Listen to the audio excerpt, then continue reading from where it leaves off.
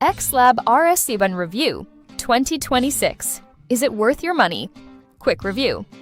If you're looking for a high-performance road bike without spending a fortune, the XLab RS7 might be one of the most interesting bikes of 2026. After checking out the specs and seeing what riders are saying, I have to admit, the value here is pretty impressive. The RS7 comes with a full carbon frame and fork, Shimano 105 components, carbon wheels, and even a dual-sided power meter built into the crankset, all for around $2,100. That's a package you usually don't see at this price point. On the road, riders describe the bike as quick, responsive, and surprisingly comfortable for a performance-focused machine.